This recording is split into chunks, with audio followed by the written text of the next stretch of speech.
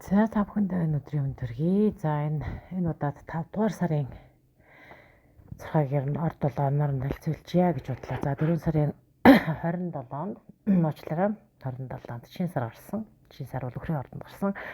За тэгтээ энэ хоньны ордны бол 12 дугаар гэр гэсэн үг. За тэгээд дээрэс нь хоньны ордны тухайтад бол одоо энэ сар маш ялангуяа 5 сар бол маш чухал гинэ. Яагаад вэ гэхээр энэ сард таны ордод Сатурн буюу Санчир гараг орж ирж байгаа юм байна. За Санчир гараг гэхээр та бүхэн мэдж байгаа маш их сахилгын хариуцлага, журамтай, зэгцтэй байх, маш их одоо тийм юм хэцэгцтэй байх энтрийг илэрхийлдэг ийм одоо сахилгын хотыг шаарддаг ийм гараг шүү дээ. За тэгэхээр энэ гараг танад орж ирснээр за тэгээд нэгдүгээр гэр орж иж гэнэ гэж шүү дээ. Тэгэхээр нэгдүгээр гэр гэдэг бол таны өөрийг чинь илэрхийлж байгаа. Таны одоо төлөвлөгөө, таны бод зорилго, ирээдүйн ажил бүх одоо зүйл тийм үү. За энэ бүхэн чинь бол таны хувьд цоо шинээр төлөвлөж бүх зүйлийг бол өмнөхөөсөө илүү хариуцлагатай, илүү тодорхой болгоно гэсэн ийм санааг бас хэлж болох юм байна. За тэгээд дээрэс нь энэ Сатурн гараг бол бүтэн одоо зодиакийн 12 ордыг таарахын тулд 28, 29 баг 30-аад жил за 29 шохоо жилтэй таарч ирдэг гэж байгаа. Тэгэхээр энэ бол энэ таны ордод орсноор дараагийн одоо 29 30 жилийн туршид орнох үйл явдлыг эхлэлийг тавина гэд ойлгочих бол бас болох юм байна. За тэгтээ бол таны ордод ингэж байрласнаар бүтэн 3 жилийн туршид таны орд одоо нэг ордтой 3 жил орчим байдаг байж таарч байна. Тэгэхээр бол энэ удаа таны ордод орсоор дараагийн 3 жилийн үйл явдал маш одоо тийг илэрхийлнэ гэж ойлгочих болох юм байна л да. За түүнээс гадна таны нэгдүгээр гэрт Сатурн орж байгаа мөн энэ үед чинь Нептун буюу Далаван гараг бас энд нэгдэж байгаа. Тэгэхээр таны ордонд бол маш олон үйл явдлууд өрнөх нэ гэд ойлгочих болох нэ. За тэрнээс гадна мөн 5 сарын 1-ээс эхлээд Венера буюу одоо цолмон гараг, сугар гараг. За сугар гараг шүү. Сугар гараг, цолмон гарагч гэж хэлээд байдаг. За энэ гараг хайр дурлал хөөхд таны одоо хобби хамгийн их дуртай хийдэг ажил тэр бүхний хичээл илэрхийлдэг. Энэ гараг таны бас таны нэгдүгээрт орж иж байгаа юм байна. За энэ үед бол та одоо дээрх одоо дурдсан бүх одоо хайр дурлал, хобби юу гэдгийг. За дээрээс нь бас мөнгө сугар гараг бол бас мөнгөийг илэрхийлдэг. За энэ бүхэнтэй холбоотой бүх асуудлууд бол танд маш идэвхтэй болж ирнэ. Одоо жишээлбэл хайр дурлал гэхэд энэ асуудалд гэхэд бол та одоо нээлттэй бүхний өмнө одоо өөрийгөө нэгдүгээр гэртээ байж байгаа учраас та одоо өөрийгөө хамгийн сайн талаараа харуулах. Тэгээд дээрэс нь хийн бүхний анхаарлыг татах, хайр дурлал одоо юу гэдгийг тийм ээ. Эерэг хандлага бүхнийг татах. Ийм боломжууд 5 сарын эхнээс өрнөж эхлэх нэ. За тэгээд энэ цолмон гараг бол таны нэгдүгээр гэрт бүр 6 сарын дунд үе хүртэл байрлах юм байна. За заашлаад Плутон буюу Далаван гараг таны 11-р гэрт орж иж байгаа юм байна. За энэ бол маш том өөрчлөлтийг илэрхийлдэг юм гараг. За тэгэхээр амьдралын бүх салбар ялангуяа одоо маш одоо төлөвлөгөө энэ бүх зүйлүүдэд бол нэлээд өөрчлөлт орно гэдгийг түрүү хэлчихсэн. За тэгтээ энэ Далаван гараг буюу Плутон бол одоо яг ретро хөдөлгөөнд байгаа юм байна. За тэгээд энэ ретро хөдөлгөөн нь бол 10 сарын хүртэл үргэлжлэнэ. За тийм болохоор одоо саяхан бол загсын орд болоод хоньны ордны загдаа сарны хэртэлт, нарны хэртэлт болсон. За тэгэхээр энэ үйл явдалтай холбоотой таны одоо мөнгө санхүүгийн байдал, ялангуяа хамтын өмч хөрөнгө гэдэг юм уу? Энэ бүх салбаруудад бол одоо томоохон өөрчлөлтийг бас зөгнөж илэрхийлж байна гэж ингэж астрологичд тайлбарлаж байгаа юм. За 5 сарын 10-аас 5 сарын 20 хэдний хооронд бол бас Меркурий буюу бод гарыг таны одоо 3 дугаар гэрт орж иж байгаа юм байна. За тэгэхээр энэ үед бол мөн л одоо холбоо харилцааг илэрхийлдэг. Одоо санхүү болоод одоо түншлэлийн харилцаа, ажил төрлөж холбоотой зарим нэгэн одоо чухал мэдээлэлүүд бол энэ үед орж ирнэ гэж ингэж үзэж болох нэ. За магадгүй одоо ажил төрлөө солих гэж байгаа бол аль эсвэл санхүүгийн асуудлыг одоо зарим нэгэн түнш харилцагчдтайгаа одоо санхүүгийн яриа хэлцээр хийж байгаа бол энэ үйл явдлууд бол 5 сарын 10-аас 26-7-ны хооронд болж өнгөрнө гэд ингээд ойлгочих болох нэ. За магадгүй зарим энэ үед бол одоо зарим нэгэн төршлөлийн гэрээч гэдэг юм уу те гэрээ хэлцэт гарын үсэг зурах. Ер нь бол мэдээ мессенжер буюу элч төлөөлөгч ямар нэгэн одоо ажил төрөлтэй холбоотой хурдан ирэх тийм мэдээ сэлтийг илэрхийлдэг л да бод гарыг бол. За тэгэхээр энэ гарагийн нөлөөгөөр зарим нэгэн төлөөлж ясан ажил төрлөг урагшлаж гэрээ хэлцэт гарын үсэг зурах гэх мэт үйл явдлууд болох нэ.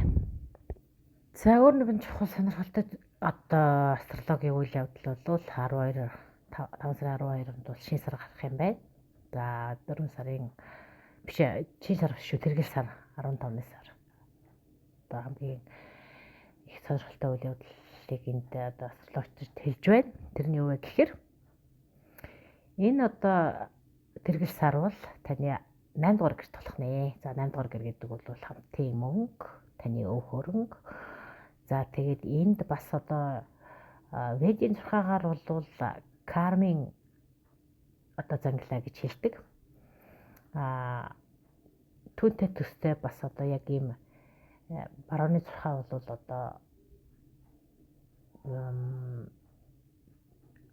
одоо хар сар ч гэдэг юм уу одоо тийм бас нэг кармтай холбоотой нэг тийм зэгийг бас тодорхойлж яриад идэгий. За тэгэхээр энэ үйл явдал бол таны 8 дугаар гэрт болж байгаа энэ үйл явдал одоогоос бас яг 9 жилийн өмнө яг энэ мөнгө санхүүгийн 8 дугаар гэрт чинь болж исэн. Тэгэхээр одоогийн энэ үйл явдал 3 сарын 27-оос 26-7-оос эхлээд таны 8 дугаар гэрт орсон. Одоо тэр сарны кармик буюу одоо үлийн үрийн заглаа гэх юм уу, холбоо гэх юм уу, нэг иймэрхүү тэмцээгүүдийг ведийн зурхаа болоод барууны зурхаа аль аль нь тодорхойлоод идэгий ерөөхдөө төстэй. За тиймэрхүү үйл явдал тэгэхээр таны 8 дугаар гэрт орж ийнэ гэдэг нь мөнгө санхүү одоо өв хөрөнгөтэй холбоотой энэ үйл явдал бол маш том одоо өөрчлөлтийг одоо зөгнөж байна гэж хэлж байгаа. За тэгэхээр энэ нь бол одоо 12 сарын хүртэл энэ үйл явдал 8 дугаар гэртэй холбоотой үйл явдал дөрөвнөлтэй. За яг ийм үйл явдал 9 жилийн өмнө 2016 онд бас яг ийм энэ цэг дээр бас тогтсож ижил тэр кармын холбоо гэдэг юм уу. За тэр зангилаа гэдэг юм уу тэр зүйл. Тэгэхээр 9 жилийн өмнө бас юу болж исэн бэ гэдгээр ч санах хэрэгтэй болж таарч байна. 16 онд болж исэн үйл явдалтай бас тэв төстэй үйл явдал давтагдаж магадгүй тэр нь гэхдээ таны 8 дугаар гэртэй холбоотой учраас таны мөнгө санхүү.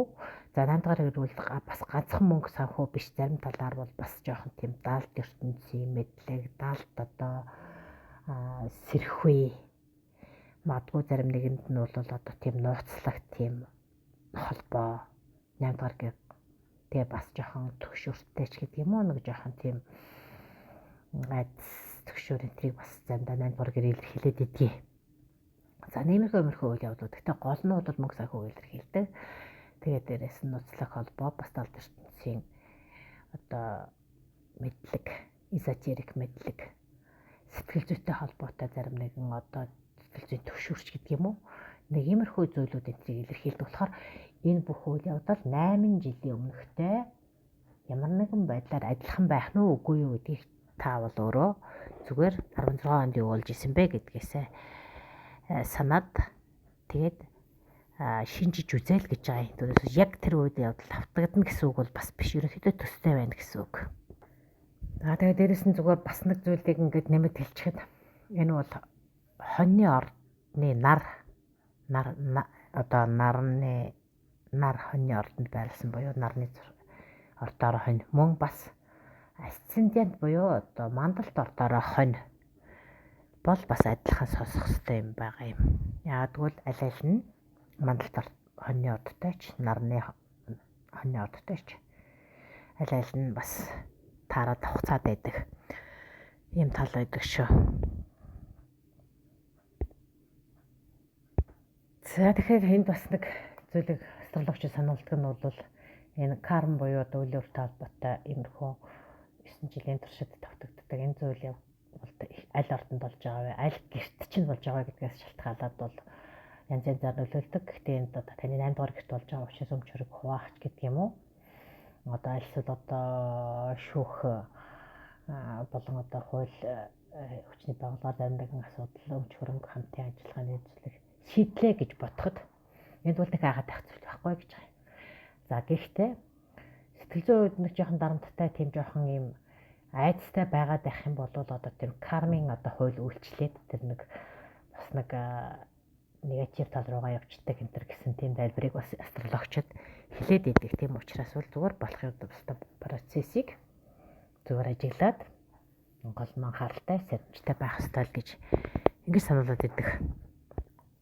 За тэгээд 5 сарын 26 бол та бүдийн хувьд хамгийн чухал өдөр гэж зарим астрологч тэмдэглэж байна. За яагаад гэвэл гэхээр за энэ яг одоо энэ подкастыг ихэд нэлсэн Сатурн буюу санчир гарыг таны гэрт орж ирж байна гэж хэлсэн шүү дээ. За энэ бол яг 26-ны өдөр одоо таны нэгдүгээр гэрт бүрэн шилжих юм байна л да. Тэгэхээр энэ бол хэдийгээр хариуцлага сахилга бат одоо нэлээд одоо хатуудыг журам нэлээд одоо хязгаарлалтыг хилдэгч гэсэн энэ бол таны ордод орж ирснээр бол одоо урд өмнө байсан одоо тийм розовый очки гэж орсууд ирээд байдаг. Тэрний ягаан шил гэж бүх юмыг одоо тийм ягаан шилний цаанаас харж байгаа юм шиг бүх юмыг нэг өөдрөгөө тэнтэй романтикаар энэ төсөөлж исэн бол тэр бүхнийг авч аяад яг бодтойгоор тэр үйл явдлыг харж эхэлнэ. Жишээлбэл хайрдарлын харилцаанд хэтэрхий одоо тийм өөдрөг хэтэрхий романтик байсан бол тэндээс чамд одоо юун чухлын гэдгийг чи өөрөө бодтойгоор олж харна. Хэрвээ энэ үед одоо таны харилцаа ямар нэгэн одоо танд чухал бишээ гэдгийг тодорхой болж ирэх юм бол энэ харилцааг таслах ёстой гэдгийг та өөрөө ойлгоно. Хэрвээ энэ үед таны харилцаа үнэхээр одоо бодтой, доктортой байсан бол энэ харилцааг урт удаан үргэлжлэх тийм батал нөхцөл болно. Ерөнхийдөө бол энэ санчир гараг бол урт удаан харилцаа гэвэдэг. Ямар нэгэн байдлаар одоо жоохон тийм таарамжгүй гэх юм богино настай тийм харилцааг бол дуусгах ёстой гэсэн тэр сануулгуудыг бол өгч идэг юм байна. Өөрөөр хэлбэл энэ бол танд одоо сахилга бат хариуцлага тэгээд чин одоо үнэн гэж юу юм энэ төр гэдгийг л ойлгуулахад тусалдаг гараг гэж ингэж яриад байгаа юм. Ерөнхийдөө Сатурн гараг буюу санчир гарагийг ихэвчлэн одоо маш хэцүү гэж ярьдаг ч гэсэн дандаа үннийг ойлгуулж яадаг учраас бас тустай гэж ингэж үзэж болох нэ. За тэгээд төгсгөлд нь бол 5 сарын 27-нд дахиад шинэ сар гарч байна.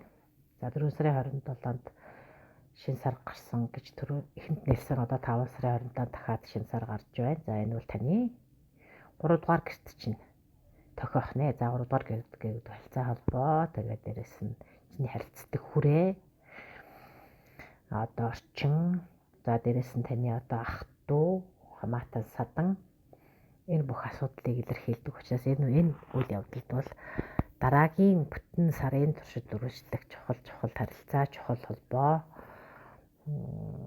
одоо магадгүй бас заримдаа тээврийн хэрэгсэлтийн 3 дугаар гэр илэрхийлдэг гэж хэлээд байдаг юм байна. За энэ бүхэнтэй холбоотой асуудууд хөдөлгөж танаа гарч ирнэ гэж ингэж хэлж байна.